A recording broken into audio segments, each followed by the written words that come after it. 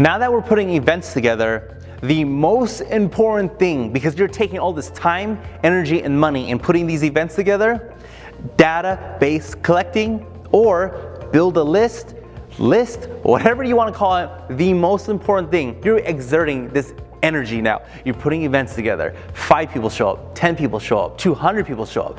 All this is great, but you must start collecting contact information. What is this contact information? I highly recommend first name and last name. Don't leave it to just first name, because you're gonna have 50 Jennifers, 50 Jameses, you might have 1 Kent, but you're gonna have all these Bruces, all these. You gotta have first and last name. The more information you can get, the more powerful it becomes. After first name and last name, we must get email address. You're gonna notice that there's some people that they do everything through email. You're also gonna notice you're gonna have a lot of email people that never check their email. And so they're gonna send them all these emails, they'll never check them, right?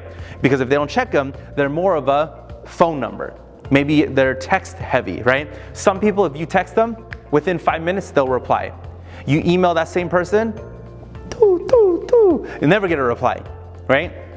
So then you're gonna email them, they never reply. You're gonna text them, never reply. You're gonna call them, they never answer. But then you Facebook message them, then they answer all of a sudden. So you're gonna notice that there's these different types of people that are all different in the ways they communicate with people and the way they answer. There's just different people, different ways to do it, and you just have to figure out the type of person they are and go with that. After you Facebook someone, right, you're gonna notice that some people, they're the Twitter type. They just love tweeting, they're on their phone every single day, Twitter. So you could do a direct message through Twitter, or you could at them, and then all of a sudden they answer. So there's just no way to knowing exactly what type of person each person is until you actually get into it.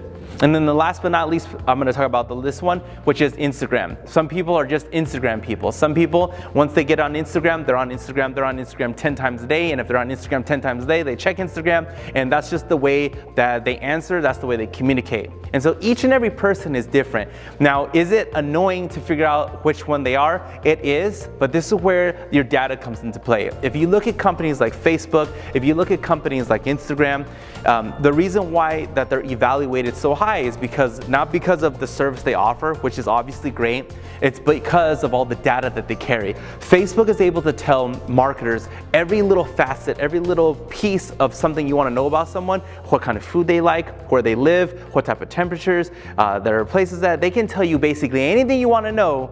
Facebook can do that for the marketers. Twitter is struggling with that. And then you have Instagram. They know so much about us. They know the type of food we like. They know where we like to hang out. So then if you are known for rock climbing, then rock climbing companies can know they can target you because that's what they like. It's because they have so much data on all of us, and Google AdWords, and then the whole privacy thing about Google and how they have all information, all that stuff. And it's interesting because the only reason they know all this information about us is because we tell them for free.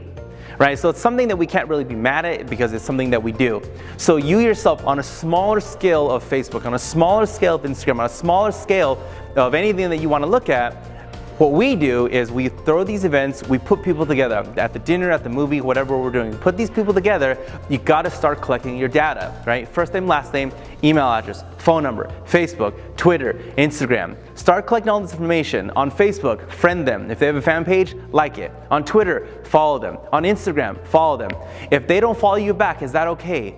It is okay. If someone doesn't follow you back on social media, I know it hurts. I know that we feel heartbroken, but it's okay. And in most cases, if you're throwing events regularly and they regularly come, in time they're gonna follow you. There are some people that do not like following people on social media unless they are friends with them, unless they follow them, whatever it is. And I'm asking you right now, drop that ego. If your follower number is higher than your following number, it doesn't matter. Just follow as many people that you can because it shows them, one, I want to follow you, I want to be friends with you. And in time, if they actually come to your events, they'll follow you back anyways over time, because you can always let them know, oh, make sure you follow us on social media because we're going to announce all of our stuff that we do through there through our emails. And then, like we mentioned earlier, some people love email, but they don't like text, they don't like Facebook, Twitter, Instagram, or any of the other versions that you can say about this. Start collecting that database. It's the most important thing.